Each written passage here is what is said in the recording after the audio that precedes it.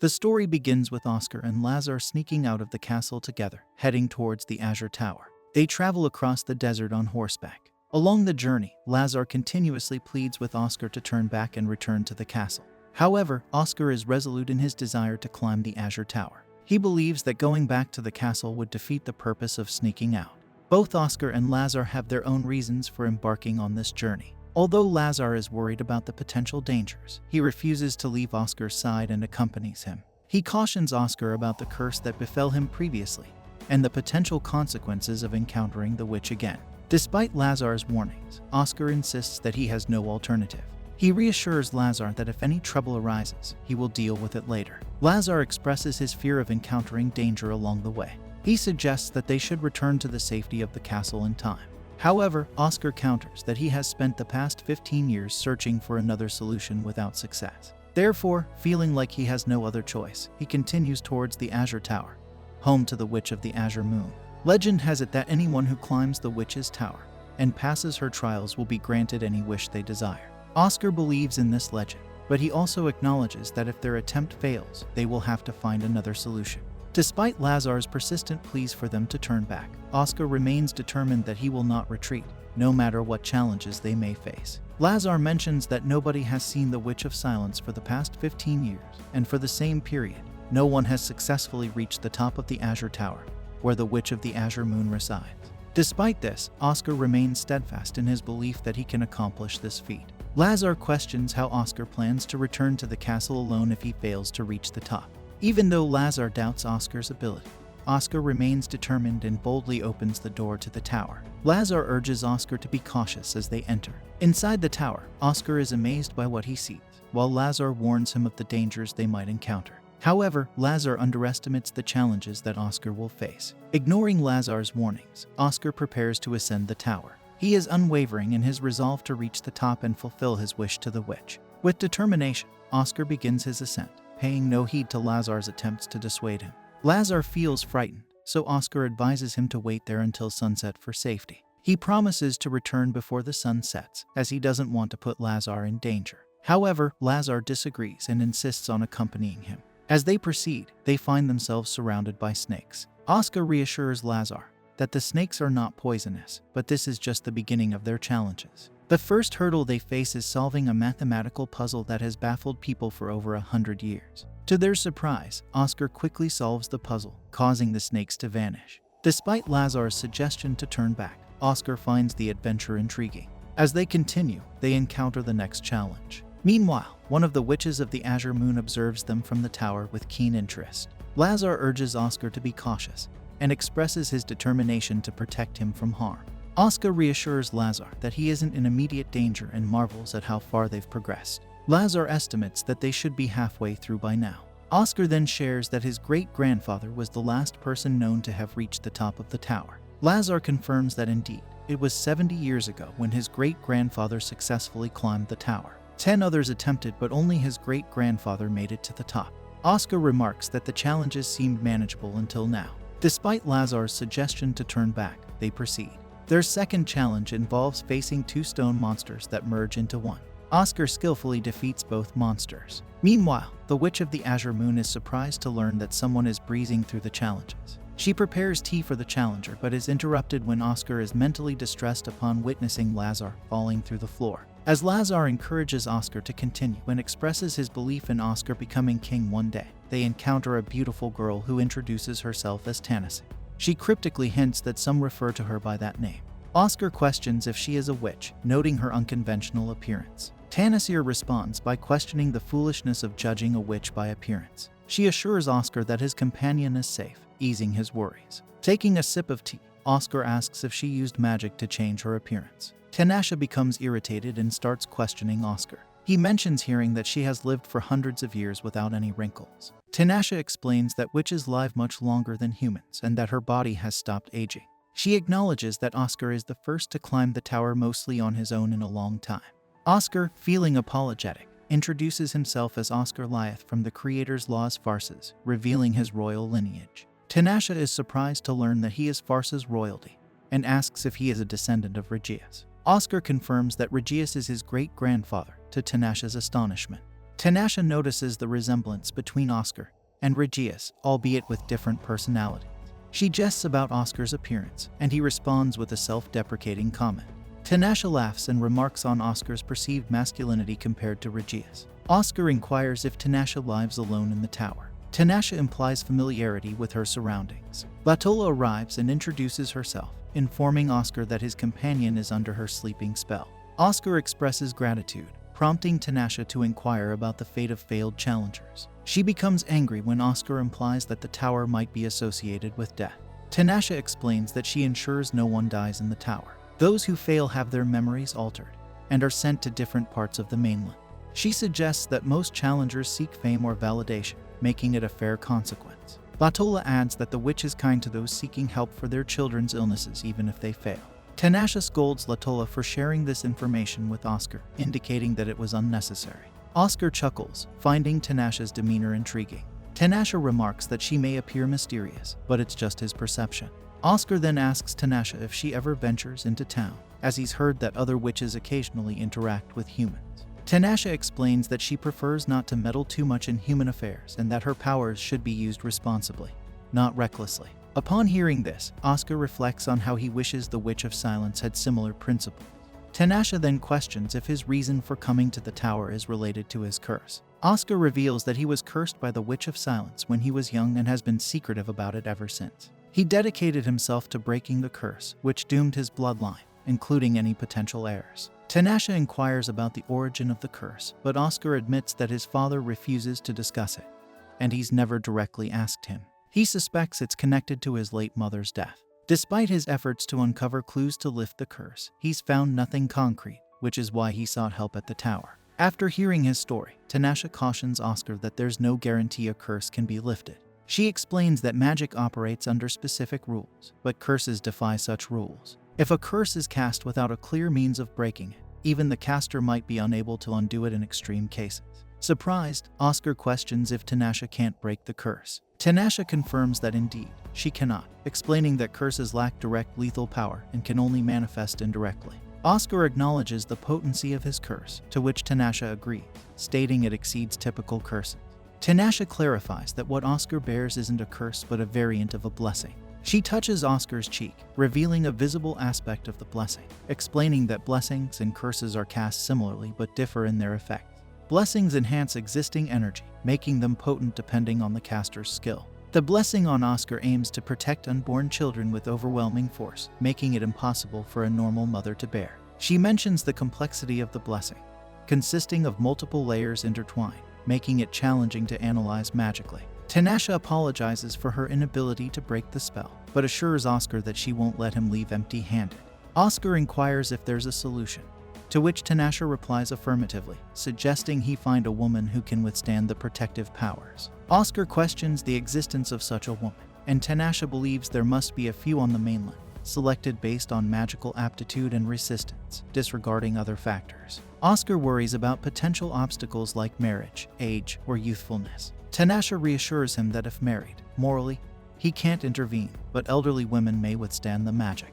Regarding children, he could nurture her into his ideal partner. Tanasha points out that marriages with 20-year age gaps are common among royalty, trying to uplift Oscar's spirits. Oscar falls silent, and Tanasha reassures him, mentioning she's found a potential solution. However, this time, Oscar feels disappointed, while Tanasha appears puzzled.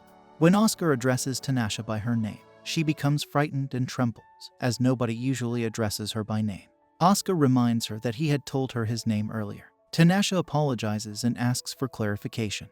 Oscar then suggests an unusual idea, prompting Tanasha to agree that she can withstand the Witch of Silence's magical power. However, Oscar becomes nervous himself. He proposes that instead of searching for a possibly non-existent woman, Tanasha could fulfill his wish as the champion to leave the tower and become his wife. Tanasha vehemently rejects this idea, which upsets Oscar, but he insists he's accepted it.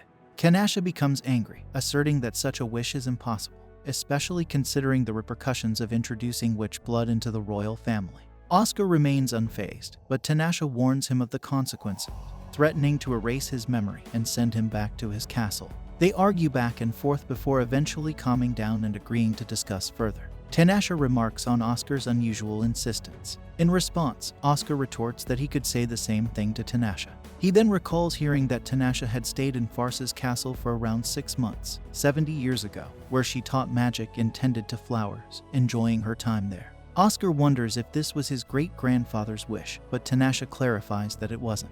Oscar then proposes a deal. He will stay with Tanasha in the tower for 1 year, and in return, she will accompany him to Farsis as his protector. Tanasha agrees to his request, and Lazar, who has been unconscious, suggests they return home. Oscar instructs Lazar to go home, surprising him with his sudden decision. Oscar explains that Tanasha will stay at the castle to help him lift the curse, and they will exchange skills. Curiously, Lazar whispers to Oscar, asking if he met the witch and if she ate him alive, to which Oscar laughs. They depart for the castle, where Oscar asks Tanasha if she might change her mind halfway through. Tanasha assures him that she won't. This brings an end to our episode 1. Subscribe my channel for more of this anime episodes. Every year, the magical kingdom of Clyrod calls upon hundreds of heroes from different worlds to battle the Dark One and his demon army. Benaza, summoned from Paluma, is among them, but there's a problem. He's just an ordinary merchant. Lacking magic and combat skills, Benaza is stranded in this foreign realm after a mishap prevents his return home. Rejected by the kingdom's king and left to fend for himself in a hostile land, Benaza's prospects seem grim. But what will happen once the failed hero candidate finds himself with super cheat powers once he hits level 2? Without wasting any time, let's dive into the first episode of this anime. Our story starts in Paluma's royal capital, bustling with demihumans loading cargo. Amidst the haste, a man threatens them, but Benaza arrives, expressing gratitude for their labor and generously compensating them. He insists they deserve fair pay for their toil, disregarding societal divides. His actions bewilder fellow merchants, viewing his egalitarian approach as peculiar in a world where demihumans are marginalized. Despite their skepticism, Benaza stands by his belief in equality, sharing his earnings without discrimination. As the demihumans depart, Benaza's peers brand him a hypocrite, contrasting his actions with prevailing prejudices. Undeterred, Benaza aspires for harmony between humans and demihumans, albeit his maid remarks on his solitary stance. Suddenly, an inexplicable sensation grips Benaza, enveloping him in radiant light before vanishing, leaving his maid bewildered. Benaza finds himself transported to Clyrod, greeted as a hero candidate by the kingdom's saint, marking the commencement of his journey in this new realm. The saint urgently informs Benaza of an impending dark army threatening their kingdom, seeking aid from heroes summoned across dimensions. Benaza, asserting his identity as a humble merchant, doubts his heroic status, but the summoners insist on assessing his magical potential. According to lore, summoned heroes are bestowed divine favor, their powers transcending ordinary mortal limits. Placing his hand on the magic crystal ball, Benaza's mundane stats appear, disappointing the onlookers expecting a chosen savior. With Benaza's unremarkable level 1 skills, doubts arise about the summoning ritual's efficacy. Suddenly, a divine revelation alters the narrative, amplifying each skill to an unprecedented 999 points. Realizing Benaza's unexpected prowess, the summoners implore him to safeguard their realm with his newfound immense magic, acknowledging him as the hero their kingdom desperately needs. Benaza pleads with them to send him back to his old world, but his request falls on deaf ears as the people ignore him, leaving him to wander the castle alone, grappling with disbelief at finding himself in another realm. Seeking clarity, he approaches the king, only to learn from his retainer that the gate through which he was summoned has closed, trapping him in this unfamiliar land indefinitely due to insufficient mana power in his world to reopen it. Offered residence in the Dalleaves of Forest under the condition of secrecy regarding the summoning mishap, Benaza is dismissed as a hero and dispatched to the forest. Along the journey, he attempts to glean insights about this world from the demihuman accompanying him, only to be instructed to remain silent until they reach their destination. Benaza, accustomed to the concept of slavery in his own world, is surprised to learn of the absence of such oppression here, where humans and demihumans coexist harmoniously. Arriving at the Dalleaves of Forest, the demihuman presents him with a bottomless bag, a gift from the king intended for Benaza. Benaza is relieved to find the familiar bottomless bag in this new world, its contents providing him with essential items like money and food to sustain him. The demihuman advises him to leave the forest swiftly for his safety, a warning Benaza tucks away despite his lack of knowledge about the kingdom's geography. As he delves into the bag, Benaza discovers it functions just like its counterpart in his world.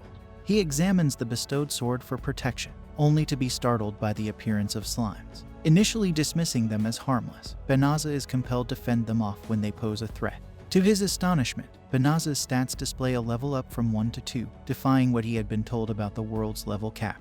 Intrigued by this development, he notices an infinity symbol among his skills, prompting him to activate a newfound ability to communicate with the system.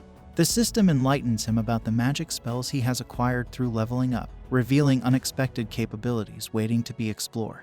Banaza is astonished by the multitude of spells he gained simply by defeating the seemingly insignificant slimes. Despite his newfound power, he prioritizes finding a secure haven in the forest for his protection. However, the system alerts him to the forest's contamination with molybdenum, hazardous substances emitted by demons.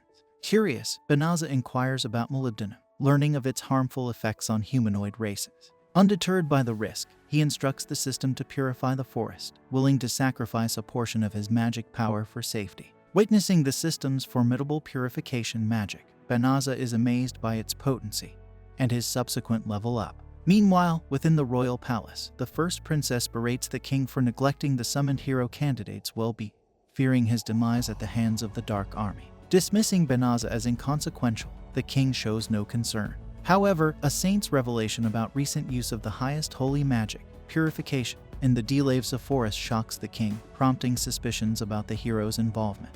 In the forest, Banaza is amazed to discover he's leveled up without battling any monsters. He speculates that using magic might be the key to leveling up in this world. Curious about his magical reserves, he asks the system to display his remaining magic, and to his astonishment, it's fully restored. The system suggests a shapeshifting spell, anticipating its usefulness. Banaza agrees, and the system transforms him first into a hot girl, then into a man he deems inconspicuous. Delighted with his new ability, he requests teleportation back to the kingdom. After returning, Banaza realizes he can't use the magic to return to his world, prompting him to seek employment at the Adventure Guild. Inside, the guild lady explains the registration process, prompting Banaza to provide a false name, Fleo. She assigns him a badge, crucial for determining an adventurer's rank. Fleo obliges and approaches the quest board to find a suitable task for his rank. To his surprise, he encounters a young girl pleading for an escort to the Delaves of Forest, offering payment as her family resides there. However, the adventurers around dismiss her request, fearing the forest's demon-infested reputation. Taking pity on the girl, Fleo accepts the job, astonishing her with his willingness. To reassure her, Fleo mentions his teleportation spell, sparking disbelief among the onlookers. This revelation makes Fleo realize the spell's significance, reserved for advanced sorcerers, not novices like him. Suddenly, Royal Knight Balarasa and her companions appear, challenging Fleo to prove his claim. They express skepticism, deeming such magic beyond his capabilities. However, Fleo stands by his assertion, prompting Balarasa to demand an explanation. Apologizing for her skepticism, Balarasa listens as the girl reveals the forest's malice has vanished, adding another layer of intrigue to the situation. Just as Fleo is about to reveal his role in purifying the forest, the system warns him against sharing information with demons. The girls, armed and ready, encircle the little girl, who is exposed as a demon using a disguise spell. Balarasa identifies her as Fenris, the younger sibling of Fengarl from the Infernal Four. Recognizing the danger, Balarasa acknowledges their inferiority against such a formidable demon lupine. Fenris unleashes her Melicium attack, incapacitating the girls. Surprisingly, Fleo remains unaffected by the assault. Enraged, Fenris attempts to devour them, but Fleo rescues them with teleportation magic, resolving to confront Fenris alone. With determination, Fleo vows to utilize all his magic spells to combat Fenris and protect the kingdom. This brings an end to episode 1. More of the anime episode will be uploaded in my channel, so don't forget to like, share, and subscribe. The anime starts with our main character, Tomokiwi Kanata, being brutally attacked by a wild lady who seems to derive pleasure from it. Despite the pain, Kanata remains silent, his lifeless eyes fixated on the moon above. The lady calls out his name, but Kanata is indifferent, as he knows he is already dead. Upon awakening, Kanata finds himself face to face with an old goblin. Bewildered by his own existence and the presence of the green creature, the old goblin decides to name them Gabkichi and Gabru respectively. Kanata, now Gabru, expresses disappointment at the lack of effort in the naming process. The old goblin then stuffs a bug into Gabru's mouth, prompting a groggy response. The next day, Gabru finds himself surrounded by other goblins, realizing he too has become one of them. The realization of his transformation into a helpless goblin overwhelms him, leading to tears. As days pass, Gabru notices rapid growth in his body, realizing that goblins mature much faster than expected. Determined to survive, he embraces his new life with optimism. On the 4th day, the old goblin gives them some bugs and informs everyone that this will be the last food they'll get from him. He will no longer provide food. Gabru and the goblins enjoy their last free meal. Stepping outside, Gabru takes in the sight of one sun shining in a blue sky, yet it's filled with strange, unsettling birds, and there are unfamiliar plants all around, signaling that this world is unlike anything he's known. Gob Kichai steps out too and also marvel at the sights around them, both admitting it's their first time seeing the outside world. Taking a moment, Gabru introduces himself and teaches Gob Kichai his name, forming a bond between them. Their goal, to hunt for food. As they explore, they stumble upon a horned rabbit grazing peacefully. With Gob Kichai's help, Gabru positions himself strategically, ready to strike. As the rabbit approaches, Gabru swiftly brings it down with a well-aimed blow from his stick. However, their joy is short-lived when Gob Kichai moves to devour the catch alone. Frustrated, Gabru insists they share, resorting to gentle persuasion with his stick to enforce the lesson of cooperation. Gob Kichai, not far behind, marvels at the unfamiliar world outside, expressing his awe at its newness. Sharing the same sentiment, on the 6th day, Gabru and Gob Kichai met Gobmi. She seemed impressed by their hunting skills and ability to eat horned rabbits. Gobmi shared a sad story about someone who was killed by a creature named Gobru. It was quite surprising. Gob Kichai wanted some praise too, but Gobmi told him he was just average. The leader asked Gobmi if she wanted to join their hunt the next day. She happily agreed and hugged Gobru. However, they couldn't go hunting when the time came because it was raining. So, they postponed the hunt until the following day. Gabru used this indoor time to check what supplies they had. He also tried to make a new weapon. Gabru found some ore and began refining it with a rock. While he worked, he couldn't help but think about the human captives nearby and their unfortunate situation. He tried to push those thoughts aside, and Gob Kichai helped by starting a conversation and telling him he seemed motivated. The seasoned goblin observes that Gabru might level up faster than anticipated upon a closer look. This is the first time the young one hears about this leveling idea. Gobji educates him about the gestures used to display one's level. Gabru taps his head, and the system notifies him that Gobji is at level 86. The elder reveals that upon reaching level 100, one can evolve into a more advanced being. This achievement is quite rare, as only 1 out of every dozen goblins manages to accomplish it. Gabru notes mentally that goblins age rapidly, as Gobji, despite being in his 22nd, appears to be on his last legs. The old goblin informs Gabru that the goblins in their prime will return soon. When they do, the newborns will witness what an evolved hobgoblin looks like. However, Gobji is more interested in seeing what kind of prey they will bring this time.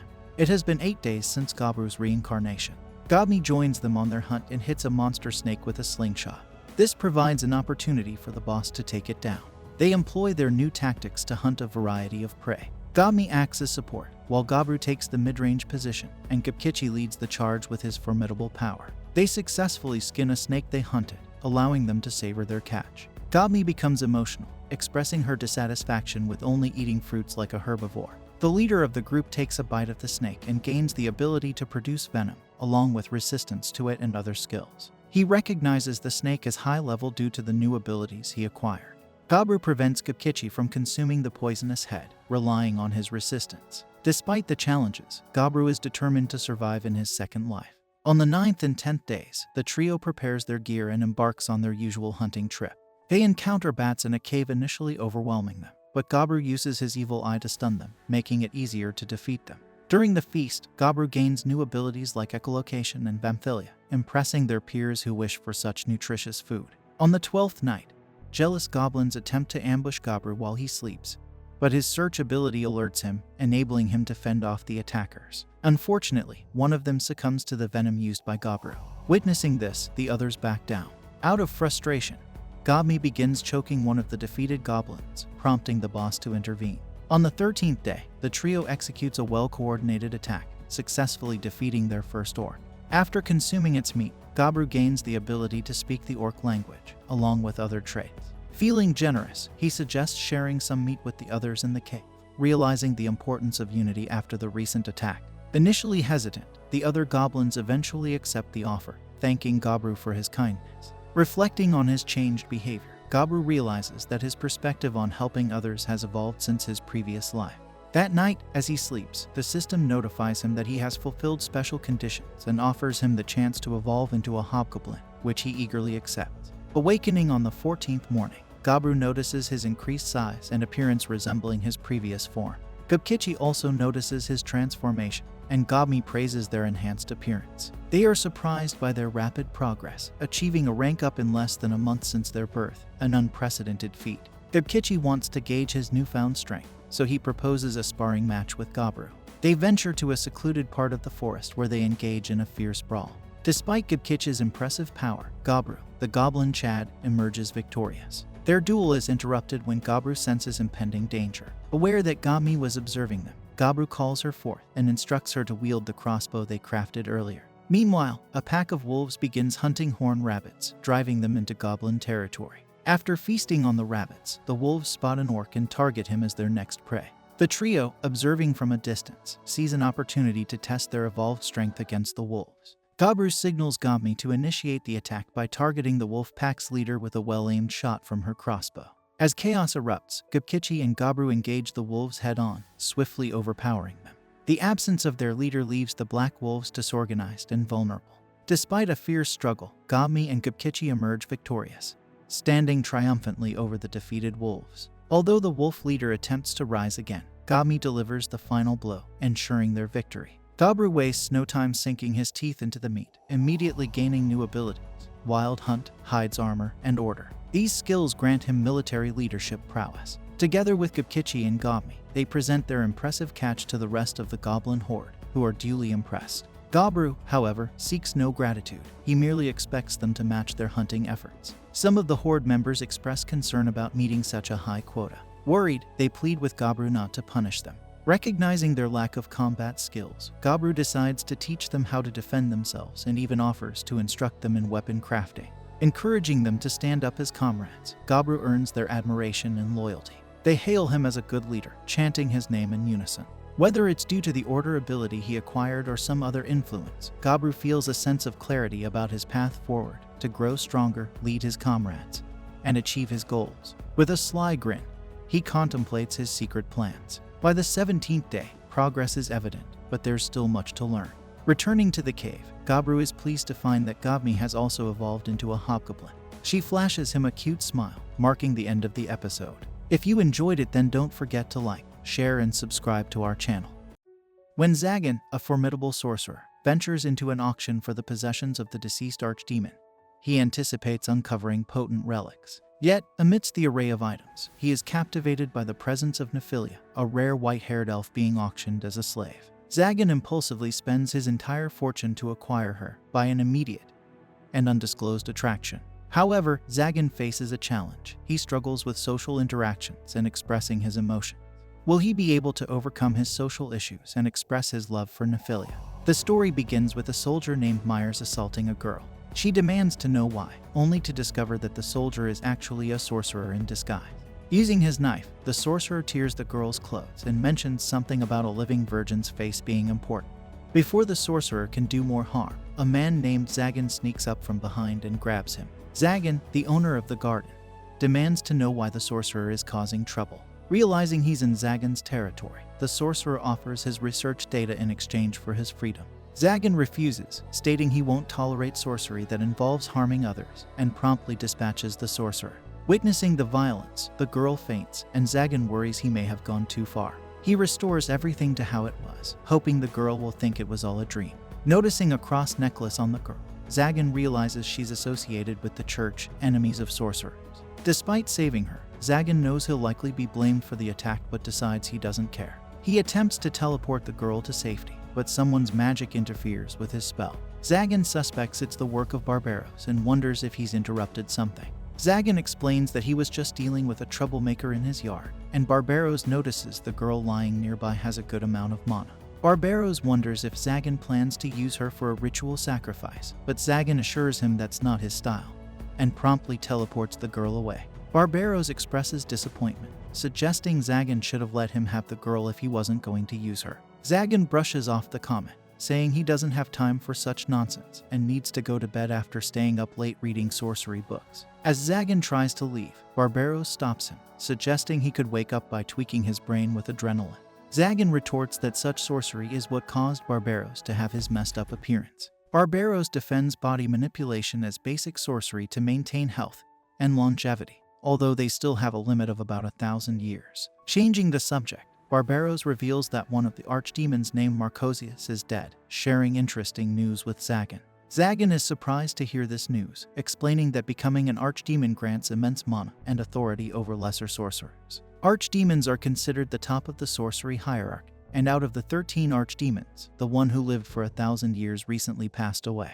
Barbaros mentions a significant auction happening in Marcosius's territory, where the late archdemons' belongings will be up for sale. The scene shifts to Zagan heading to Marcosius's territory with Barbaros, realizing that Barbaros only informed him about the auction because he wants to borrow money. Barbaros suggests he might buy the legacy himself, but Zagan finds it unfair. Barbaros argues that Zagan is the only one who would lend him money, and if he does, he'll help him meet some nice girls. Zagan brushes off the idea, saying women cause more trouble than they're worth, and notices the city guards acting nervously. Barbaros explains that the city is tense due to a series of kidnapping, with some foolish people snatching women for sorcery experiment. Zagan finds this dangerous, noting it's akin to provoking the church. Barbaros speculates they might be attempting to summon a real demon, though Zagan considers it mere folklore. Descending underground for the auction, Barbaros reveals that Zagan is under suspicion for the kidnapping.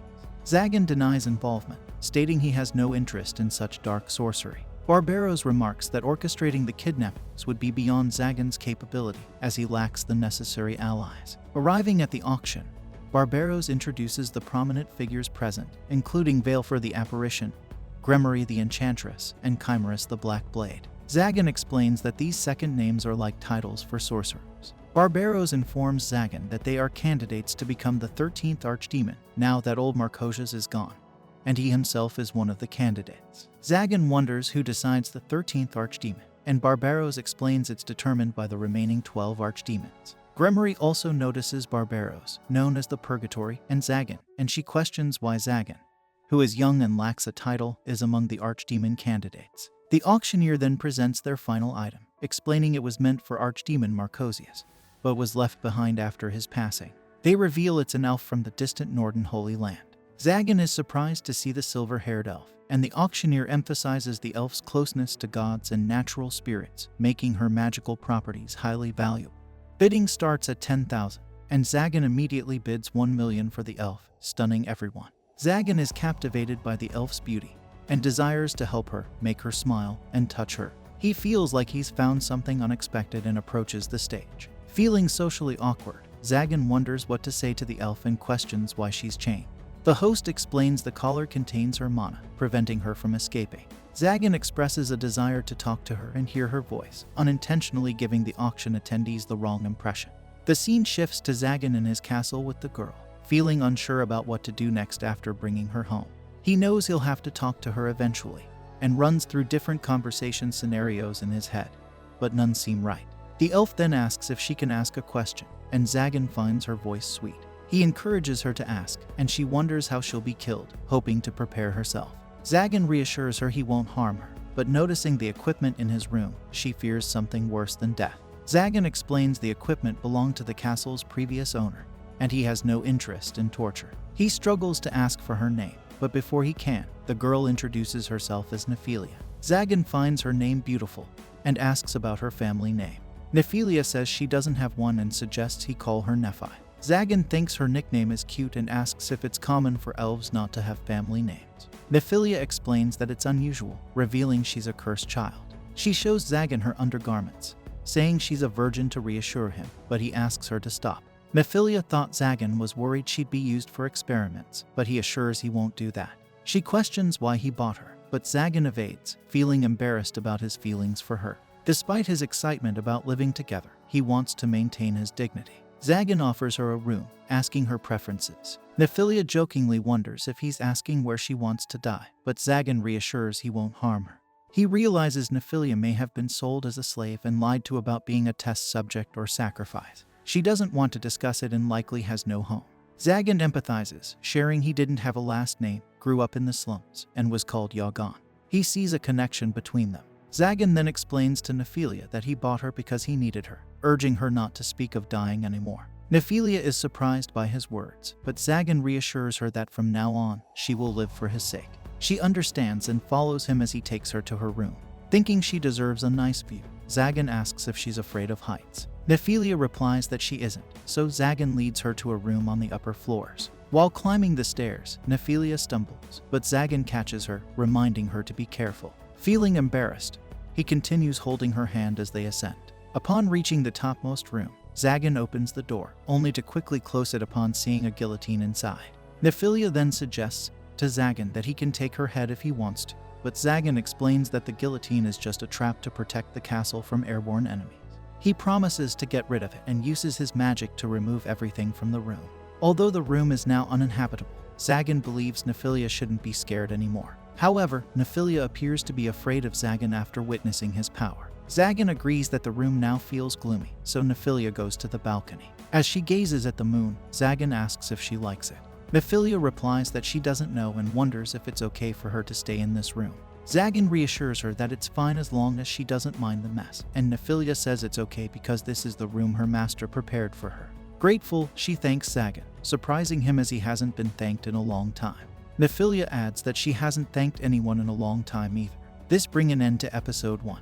If you enjoyed it, then don't forget to like, share, and subscribe to our channel for more anime recaps. The anime with the age-old notion that heroes are the guardians of goodness, yet they often face betrayal or demise, either at the hands of their allies or their enemies. Despite their sacrifices to safeguard humanity, some folks fear their unrivaled might, choosing to slander or overlook them.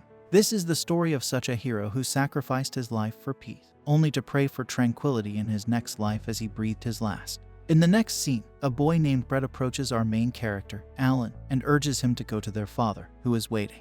As they part ways, Brett cruelly mocks Alan, remarking that their father is too kind to raise someone as worthless as him, contrasting his feelings towards having Alan as an elder brother. Although he feels ashamed, Brett believes it is time for a change. In the following scene, the father addresses Alan, reminding him that he was born into their family 15 years ago and has remained at level 1 since then. He expresses disappointment that Alan received no gift from God during the recent blessing ceremony, highlighting that everyone else receives one. Concluding that Alan has only brought disgrace to the family, the father decides to cast him out. Alan is ousted from his family, but he doesn't dwell on the loss. Instead, he embraces his newfound freedom with a sense of relief. Liberated from the burdens of his troublesome family, Alan sets out in search of the peace he craves. Reflecting on his restless past as a hero, he yearns for a calmer existence. Guided by a graceful butterfly, Alan embarks on a journey that leads him to the outskirts of his family's estate. Opting to explore the borderlands, he ventures into unknown territory, eager for a fresh start. Along the way, he pauses by a tranquil river, hoping to sustain himself with a humble catch of fish and longing for a simpler life. Perched atop a modest hill, Alan glimpses a peculiar sight in the distance. It's a young knight named Beatrice locked in a relentless battle with a resilient monster. Despite her valiant efforts, the creature repeatedly rises from defeat. Beatrice recounts how she and Princess Reese were ambushed by these creatures while traveling. Driven by her knightly duty, Beatrice fights to protect others from the looming threat. Beatrice takes a courageous stand to shield Princess Reese, urging her to flee for safety. Despite having the chance to escape herself, Beatrice refuses to leave anyone behind in peril. However, she reminds Reese of the vast difference between their status, emphasizing her duty as a mere knight compared to the princess. Meanwhile, from a distance, Alan observes the intense battle unfolding. Upon closer examination, he realizes that the demonic beasts are targeting none other than the kingdom's first princess, Princess Reese. Alan, empathizing with Reese's struggles, draws parallels to his own mistreatment in this life. Reese, who has faced constant criticism, has always shown kindness to Alan, regarding him as an exceptional individual. In appreciation for her kindness, Alan decides to tap into his latent powers, inherited from his previous life as a hero. However, before he can intervene, one of the demonic beasts lands a devastating blow on Beatrice, incapacitating her instantly. Alan harnesses his lightning speed agility and appears before Reese, who resigns herself to her fate. With a single powerful strike, Alan vanquishes all the demonic beasts, targeting their vulnerabilities with precision, rescuing Reese from certain peril. Not content with merely saving Reese, Alan employs his divine healing light magic to swiftly mend Beatrice's severe wounds, erasing her injuries in an instant. When questioned about his extraordinary ability, Alan attributes them to a recent divine blessing, concealing the truth of his inherited powers from his past life. Accepting Alan's explanation, Reese and Beatrice proceed to elaborate on their mission in the borderlands. Acting on a divine revelation, Rhys is journeying to Clum Village, and Alan, unencumbered by familial ties, chooses to accompany them and offer his assistance. During their journey, Alan shares his painful experiences of mistreatment by his father, Craig, earning sympathy from Rhys. Upon reaching Clum Village, they notice an unsettling silence enveloping the settlement. Beatrice's keen observation reveals that while the village appears inhabited, not a single door stands open, suggesting an abandoned state. Speculating on the cause, Beatrice suggests that marauding monsters from the borderlands may have ravaged the village. However, Alan's heightened senses, augmented by his presence detection magic, detect no signs of such threats. Their investigation leads them to a gathering of villagers, where an elderly man forcibly expels a young girl named Akira. Despite her diminutive stature, Rhys recognizes Akira as the light prophesied in her divine revelation. Akira initially fails to recognize Lies, prompting Lies to recount their past encounters in the royal capital, where they shared meals together and formed a close bond. Apologizing for her forgetfulness, Akira promises not to overlook Lies again, reconciling with her. Curious about Lies' earlier assertion regarding Akira's significance, Alan inquires about it. Lies explains the concept of a special blessing called Braver, which endows its recipient with the strength of 1,000 warriors, essentially making them a hero. As Akira possesses this unique gift, she is deemed the hero of their generation. Lies, inspired by a divine revelation urging her to guide the light away from darkness, interprets this message as her duty to stand alongside the world's hero, explaining her presence in the borderlands. Gathering at a nearby bar for lunch, Akira elaborates on her mission to slay a dragon.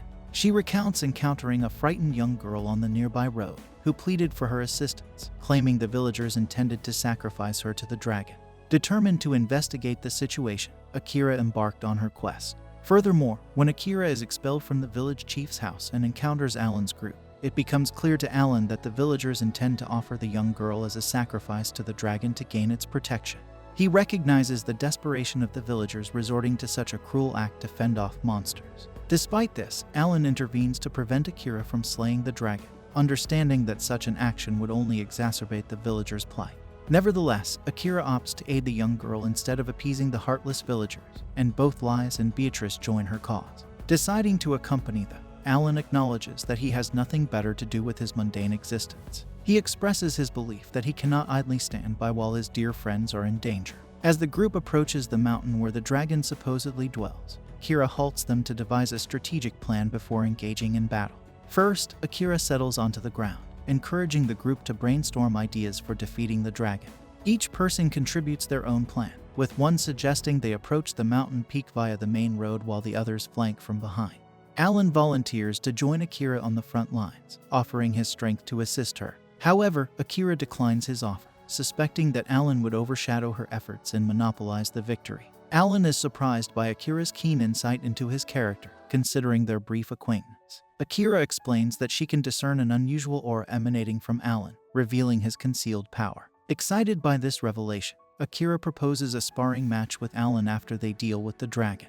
With the plan in place, Akira departs first with a confident smile, exuding determination to confront the dragon alone. Meanwhile, Alan, Lies, and Beatrice chart their own course to the mountain peak, scaling large boulders to avoid detection by the dragon. As Akira faces off against the towering red dragon, Alan deduces that the villagers were coerced by his father, Duke Craig of Westfeld, into offering their children as sacrifices. Alan suspects that the Duke is leveraging the dragon's power through these sacrifices, explaining why the kingdom's royal knights haven't subdued the beast. Akira initiates the battle by unleashing a powerful lightning strike spell on the dragon, but to her dismay, it fails to inflict any harm. She realizes that defeating the dragon will be no easy feat. Furthermore, she spots the little girl she rescued earlier lying nearby, understanding that the dragon lured her in as bait. Disappointed by Akira's feeble attempt, the dragon scoffs at the notion that such a weak hero could be revered in this world. Akira faces the grim reality of her impending demise, recognizing the vast power gap between her and the formidable dragon. However, Alan refuses to stand idly by and watch her fall victim to the poorly rendered creature. With a single swift strike of his sword, he effortlessly brings down the dragon, showcasing the ease with which he wields his ultimate skill. As the battle concludes and the dragon's immortal life is extinguished by Alan's decisive blow, his sword shatters, symbolizing the shattered dream of a peaceful existence. Yet, he finds solace in the companionship of his newfound friends, realizing that their support transcends mere admiration for his strength. Upon waking up beside Reese, Alan apologizes for oversleeping, attributing it to the exhaustion from their encounter with the dragon. Curious about the well-being of the other girls, Alan learns that they are engaged in vigorous training, brimming with energy and determination. Moved by Reese's selfless acts of healing, Alan recalls the tales of a traveling healer renowned for her saintly deeds, realizing that the rumors surrounding her closely resemble Reese's own actions. Despite feeling remorse for not sharing this aspect of her life earlier, Reese is comforted by Alan's understanding and support, reaffirming their bond regardless of her title or reputation. Touched by Alan's heartfelt words, Reese's spirits are lifted, and she expresses her profound gratitude. Encouraged by the camaraderie and warmth among them, one of the girls invites Alan to spar with her, prompting him to join them eagerly. The scene transitions to Alan bidding farewell to Akira, who requests to accompany them to the nearest village. Akira expresses her aversion to carriages, preferring to walk, while the little girl embraces her tightly, seeking reassurance from Reese if she's certain about taking care of her. Explaining her attachment to the girl and her desire to accompany her on the journey, Akira reveals the girl's lack of family and reluctance to return to the village. Apologizing for her sword, Akira receives assurance from Alan that its breakage wasn't her fault. He acknowledges her vital role in defeating the dragon and emphasizes that her unique sword belongs with her. Alan declares Akira as the true hero for the little girl and credits her indispensable contribution to their victory. Accepting Alan's words, Akira departs with the little girl, bidding farewell to Alan and his companion. Meanwhile, at the palace, Craig discusses the defeat of the Red Dragon King, revealing their plan to lure and eliminate the heroine. Angered by the Saint's interference, Craig's assistant informs him of the Saint's assistance to the girl, further frustrating Craig. Brett suggests deploying a massive herd of creatures for the next encounter, but Craig cautions against risking more magical creatures. Craig's father intervenes, assuring that they're safe in the border areas and will have ample opportunities to eliminate their targets. He instructs the assistant to locate the elves, vowing revenge on the kingdom once they're found. Back with Alan and the girls, he inquires about finding a blacksmith to craft him a new sword. Reese suggests a nearby blacksmith named Elvira in Granholm, while Beatrice mentions another skilled but eccentric blacksmith named Ilf. Despite apologizing for involving him, Alan expresses gratitude, suggesting that he should be thankful in this instance. Regarding returning to the capital as a princess, Reese declines, citing Beatrice's presence and their successful contact with her father. Later, in a secluded part of the forest, Alan uses his magic to start a fire, much to the delight of the girls. They gather around the fire, and Reese inadvertently falls asleep on Alan's leg, quickly apologizing upon awakening. Beatrice chuckles and suggests that since they're engaged, there's no harm in her sharing a sleeping space with Alan. Reese becomes irritated and informs Beatrice that Alan is her ex-fiancé. Alan intervenes, stating that there's no issue with Beatrice sleeping beside him, which surprises Reese, who then expresses her objection, catching Alan off guard. As time passes, both girls drift off to sleep. Alan reflects quietly, finding solace in the moment, noting that such serene companionship is a novelty in his second chance at life in this world. Recollecting their first encounter under the moonlight, Alan muses on the past, while an apparition of his former self appears beside him, admiring the beauty of the moon. Introducing herself as Risa Distilla, Reese expresses her eagerness to become acquainted with Alan, revealing her belief in their engagement. Alan, taken aback by this revelation, is brought back to reality, pondering that perhaps this tranquil interlude resembles the peace he once yearned for. The scene shifts to morning in Granholm town, bustling with activity in the market square. Alan observes the liveliness of the town, which surprises him given its border location. Beatrice explains that adventurers and wanderers often converge there due to its strategic position. Arriving at the blacksmith's abode, Reese expresses confidence in the blacksmith's ability to forge a perfect sword for Alan. Beatrice finds it peculiar that amidst the typically audible clanging of swords, this particular blacksmith remains secluded, solely focused on her craft. Approaching the door, Alan discovers it open and leads the group inside, where they find an array of formidable weapons. Impressed, Alan remarks on the superior quality of these weapons compared to his own broken sword. Suddenly, they hear Reese scream, and they rush to her side to find Noel collapsed on the ground. Beatrice holds her, explaining that this is a common occurrence. Noel often exhausts herself from overwork and falls asleep. They watch as Reese employs her healing magic to rouse her, prompting Alan to inquire if she uses magic every time to alleviate her fatigue. Reese confirms, admitting that she had forgotten about it due to the long interval since she last used her magic. Beatrice adds that when Noel undertakes the creation of a new sword, she becomes so absorbed in her work that she neglects eating and drinking until the task is complete.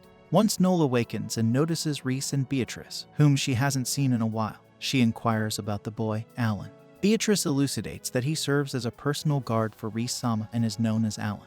Noel then asks if they wish for her to craft a new sword for him. She explains her current workload and the numerous orders she has received, indicating her inability to accommodate new requests. Furthermore, Alan already possesses a sword, albeit a broken one. Alan presents the broken sword to Noel for inspection, who discerns that it has been utilized to its fullest capacity, marveling at how someone could achieve such mastery. She reverses her decision and resolves to forge him a new sword. When Beatrice seeks clarification on whether she intends to craft a sword tailored for a hero, one that only a true hero can wield, Noel affirms, asserting that she will fashion a blade surpassing any in her collection, albeit requiring tremendous effort.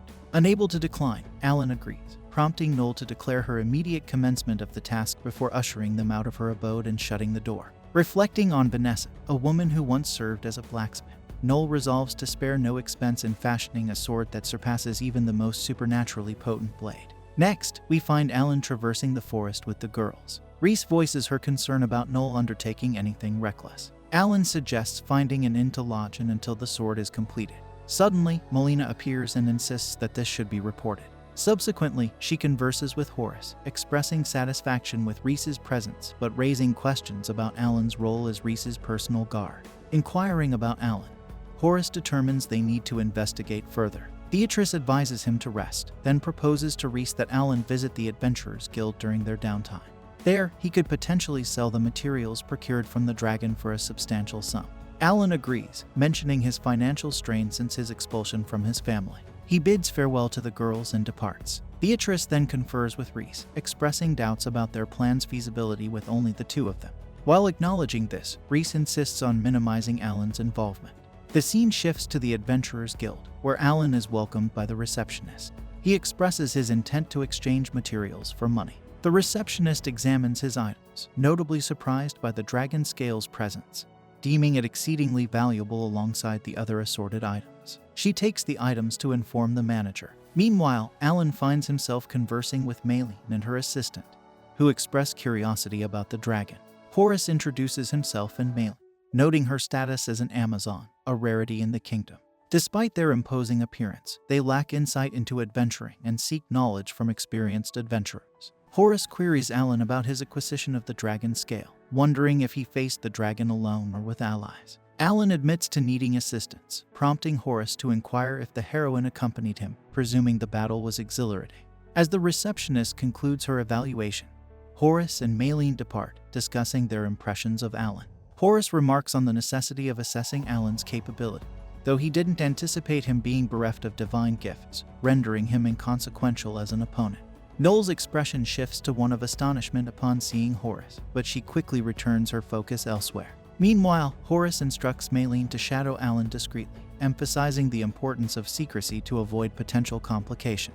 With a nod, Maylene vanishes from sight. The scene returns to Alan, who vigorously tests the sword's capabilities by dispatching numerous monsters. Expressing his satisfaction, Alan praises the sword's quality to Noel.